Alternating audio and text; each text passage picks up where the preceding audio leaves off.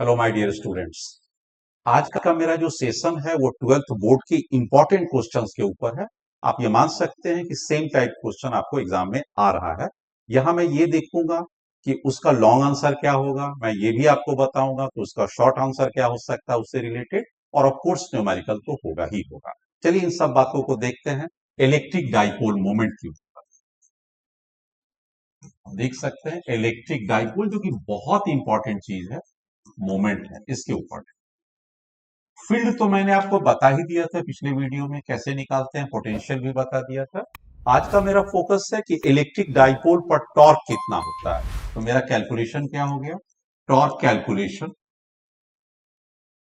When dipole is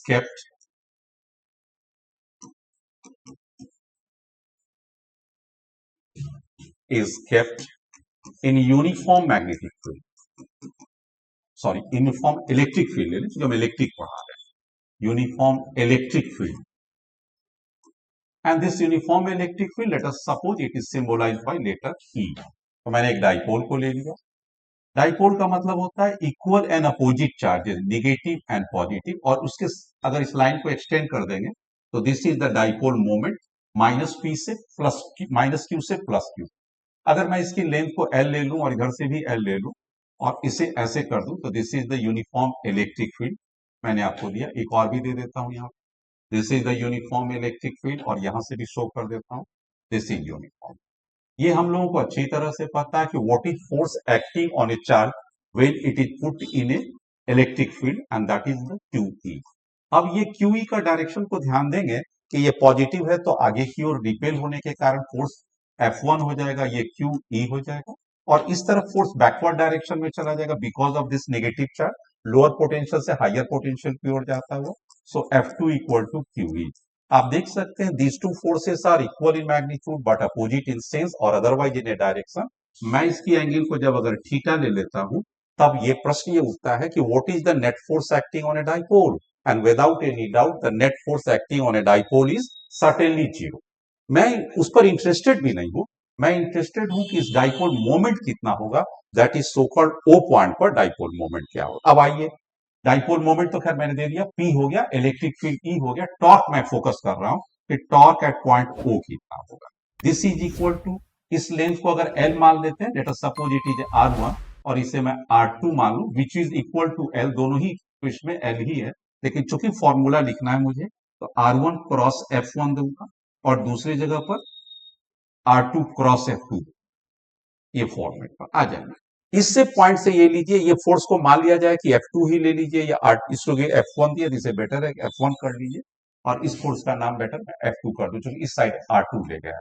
अब R1 के जगह पर ये डिस्टेंस लेते हैं, कितना आता है बेटा, L आता है, या आप देख सकते हैं L आता है, क्रॉस कर दीजिए, F1 की वैल्यू QE आ जाएगा, और क्रॉस प्रोडक्ट के हिसाब से अगर डायरेक्शन को चेक कीजिएगा तो ये वाला आपका R1 का डायरेक्शन आ जाएगा, और R को अगर क्रॉस करते हैं फोर्स के डायरेक्शन में तो इन साइड जा रहा है, तो torque direction is inside, inside को आप क्रॉस कर दीजिए, इनसाइड हो गया। अब आप टॉर्क इस फोर्स के कारण दीजिए, उसकी भी क्या हो जाएगी, यहां से यहां तक का लेंथ L है, आप लेंथ वेक्टर दीजिए, और फोर्स कितना है आप ये देख सकते हैं, Q इंटू E है, आप Q इंटू E ही देंगे, इसकी भी मैग्नीट्यूड से। अब आप इसको भी देखिएगा, इसका डायरेक्शन भी क्या है, देखिए R2 की डायरेक्शन सीधा और फोर्स का इधर है। According to the cross product rule, R को अगर F पर आप कर्ल करते हैं, देखिए ये भी फिंगर अंदर की ओर जा रहा है, तो ये भी अंदर की ओर आ गया। Under that two circumstances these are equal in magnitude and sense also. अब हम लोग क्या लिख सकते हैं, 2QL क्रॉस और E हो गया। क्योंकि L और Q इधर भी है, L और Q इधर भी है, 2LQ, L के ऊपर वेक्टर है, नॉट Q के ऊपर नहीं है। अब 2QL डाइपोल मोमेंट होता है, इसे रट्टा मारा हुआ रखना चाहिए। 2Q और L, L डिस्टेंस का मतलब यहां पर ये 2L हो जाएगा बेटा, L और L दो बार देंगे तो 2L हो जाएगा, इसको भी थोड़ा देख लेते हैं। इसके भी हम लोग L एक बार भी है और एक बार L यहां पर भी है, तो 2QL है, यहां पर भी 2 दो बार नहीं लिखना, 2QL यहां पर भी हो गया। अब ये क्या हो जाएगा, दिस इज फॉर P, क्योंकि QL charge and total distance, charge कितना है Q एंड टोटल डिस्टेंस कितना है 12, तो Q इंटू 12 हो गया डाइपोल मोमेंट। तो यहां पर मैंने डाइपोल मोमेंट और क्रॉस E दे दिया। तो that is the important point, what is the torque at point center of the dipole is equal to P cross E. P dipole moment, E electric field है। अब ये देखने की जरूरत पड़ सकती है, यही ऑब्जेक्टिव क्वेश्चन है कि इसे हम लोग कैसे लिख सकते हैं टॉर्क का। तो P E sin थीटा, यहां पर ये महत्वपूर्ण चीज है, ऑब्जेक्टिव भी नेचर आता है। कैसा ऑब्जेक्टिव नेचर आएगा ये भी क्वेश्चन देख लीजिए। मैंने देखा है बोर्ड एग्जाम में ऐसे देते हुए, torque is directly proportional to sine theta, torque is directly proportional to cos theta, proportional to tan theta and none of these। ऐसे कुछ अगर फॉर्मेट में आ जाते हैं तो ये आपके ऑब्जेक्टिव क्वेश्चन हो जाएंगे, जहां ये मेंशन करेगा theta is the angle between the electric dipole moment and the electric field externally applied which is a uniform. तो आपका ये आंसर फर्स्ट पार्ट का सही हो जाएगा। दूसरा देता ऑब्जेक्टिव क्वेश्चन, इसके लिए तैयार कीजिए कि व्हेन टॉर्क इज मैक्सिमम कब होगा, GP P and E to be constant. तो बेटा P और E तो अपनी जगह पर है ही, ये साइन थीटा का मैक्सिमम पॉसिबल वैल्यू 1 आ सकता है, तो टॉर्क मैक्सिमम कितना आ गया, which is equal to PE। तो अब आपसे ये भी क्वेश्चन ऑब्जेक्टिव का बोर्ड लेवल के लिए कि what is the maximum value of a torque acting on a dipole when it is kept in a uniform magnetic field without any consideration, it is the product of P into E। खेल खत्म हो गया। अब आइए कभी कभी इसकी objective ये भी आएगा, ऑब्जेक्टिव को चेक कीजिए, आपको देगा PE cos थीटा, तो आप यहां पर समझ सकते हैं, या आपको देगा P डॉट E, आप कौन सा चूज कीजिएगा, देखते रहिएगा, या टॉर्क देगा P क्रॉस E, या आपका चौथा चॉइस देगा E क्रॉस P, कहेगा इसमें से कोई एक चूज कीजिए, तो आपका आंसर क्या होगा, मैंने पहले ही कह चुका P क्रॉस E होते हैं, आपके जो डेरिवेशनल एस्पेक्ट आया होगा P cross E torque, P sine theta दिए, लेकिन इसके पहले मैंने यहां पर लिखा P क्रॉस E, तो this is the correct answer. ये रॉन्ग हो जाएगा, ये रॉन्ग हो जाएगा और ये भी रॉन्ग। इस तरह से आपको मैंने टॉप के बताया। और आइए ऑब्जेक्टिव क्वेश्चन पर इसको और फोकस ले जाते हैं आपकी।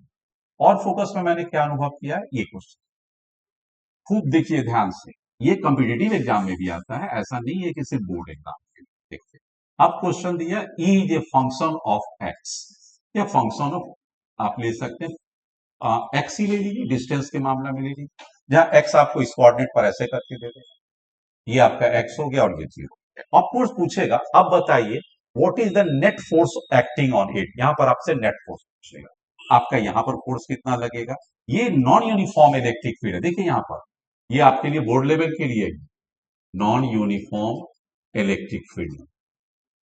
अब अगर ये नॉन यूनिफॉर्म इलेक्ट्रिक फील्ड है और E जो फंक्शन ऑफ एक्स और एक्स पॉजिटिव है, इसका मतलब हो गया यहां पर F2 फोर्स क्या होगा, Q into E2 which is a function of X, तो ये वाला E2 क्या हो जाएगा, E2 is greater than E1 by X2 is greater than X1, क्योंकि ये डिस्टेंस आपका X2 हो जाएगा, यहां से यहां तक की डिस्टेंस लीजिएगा बेटा, तो ये कोऑर्डिनेट के मुताबिक X2 हो जाएगा और ये कोऑर्डिनेट के मुताबिक मेरा क्या होगा, X1 हो जाएगा।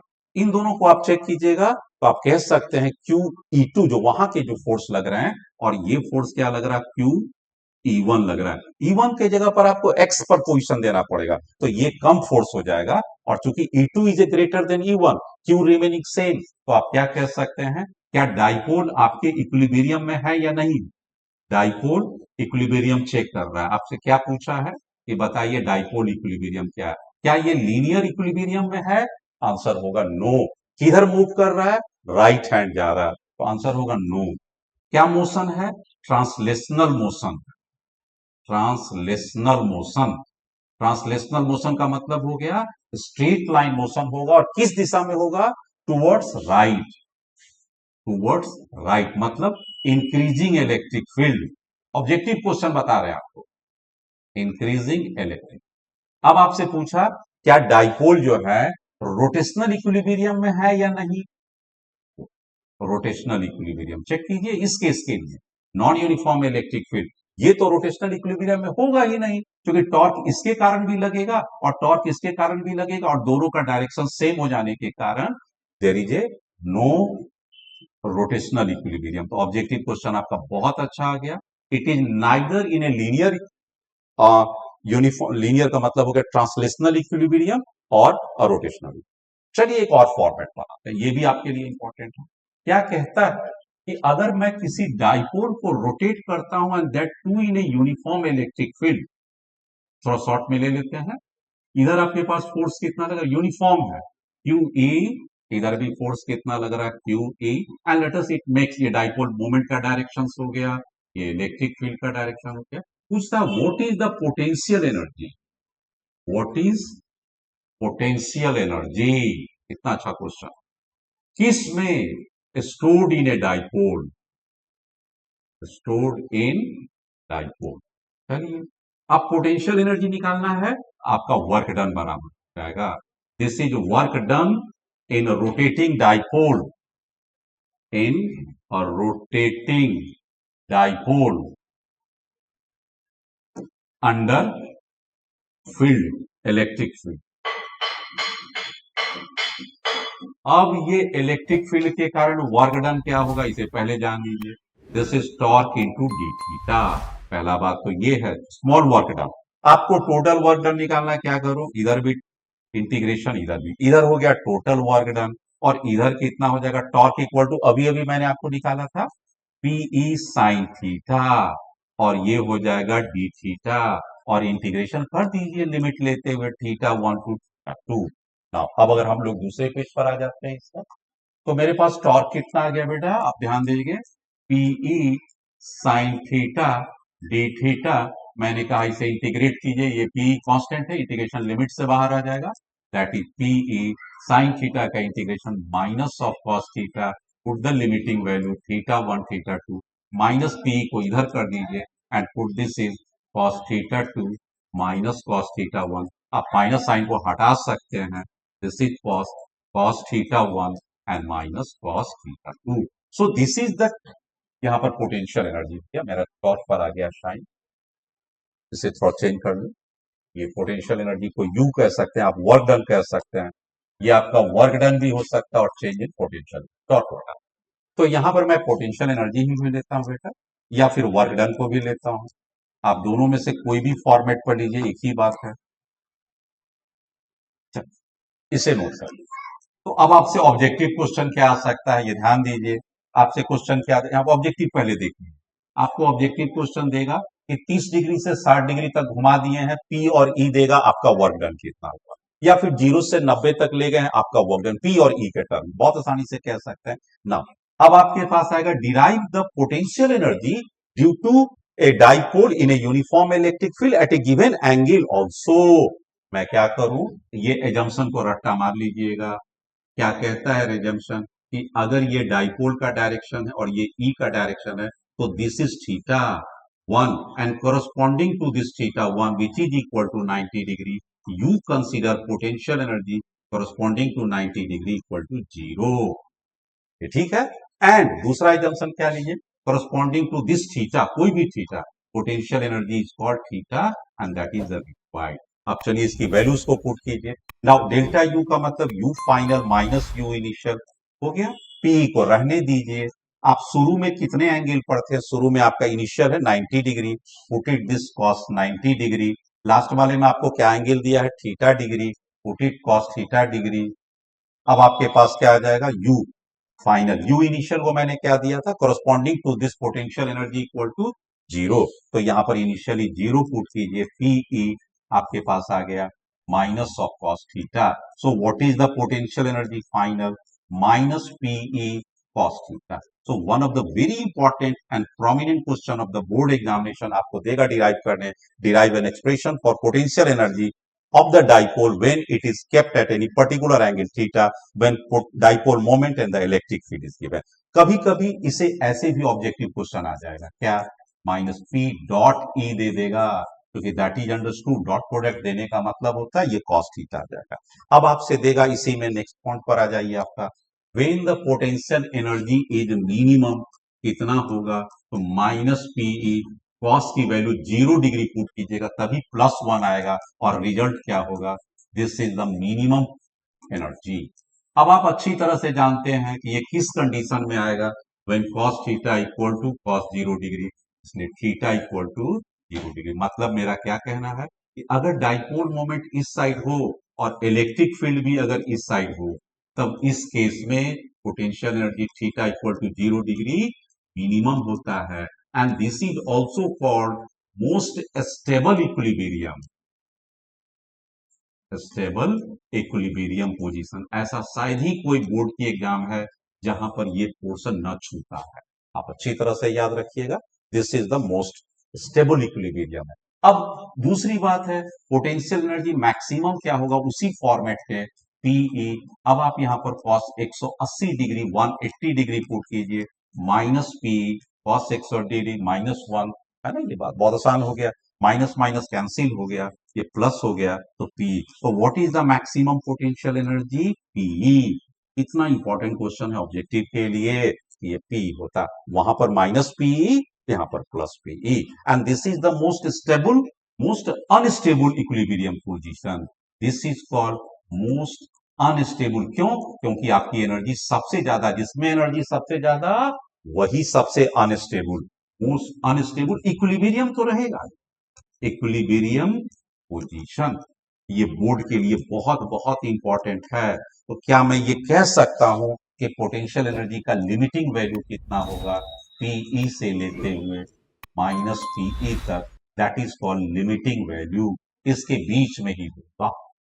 अब अगर कभी ये पूछे what is the work done in rotating a dipole, ये ऑब्जेक्टिव क्वेश्चन है। Work done in rotating dipole from most stable equilibrium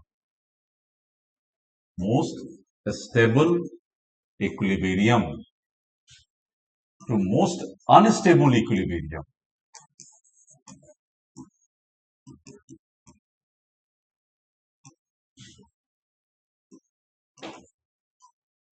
and that is the equation of theta equal to 180 degree most unstable, and यहां पर theta का value 0 degree. इसका मतलब क्या हो गया, वर्क डन हमें क्या पढ़ाए थे, अभी अभी आपको पढ़ाया था P E cos theta 1 minus cos theta 2, अगर निगेटिव साइन को हटा दें P E cos theta 1 means cos 0 minus cos 180 degree. What is this value P E cos 0 1 plus 1 cos minus minus plus हो जाएगा। ये कितना बार बोर्ड एग्जाम में आया है कि व्हाट इज द वर्क। ऐसे बहुत सारे क्वेश्चन आपके सामने आता रहेगा। मैं समझता हूं कि इतना आप पढ़ लेते हैं तो बोर्ड एग्जाम के लिए, कहने के लिए बोर्ड एग्जाम है, अदरवाइज आप जेई भी फेस करते हैं, नीट भी फेस करते हैं, तो आपका स्ट्रॉन्ग बेस रहता है, आप इस पर कुछ स्टेबल स्ट्रक्चर खड़ा कर सकते हैं कॉन्सेप्चुअली। तो मेरा आज का यही क्लास समाप्त होता है। अगले क्लास के लिए फिर मैं आपसे इंटरेक्ट करता हूं, तब तक के लिए आप रिवाइज कीजिए, एंजॉय।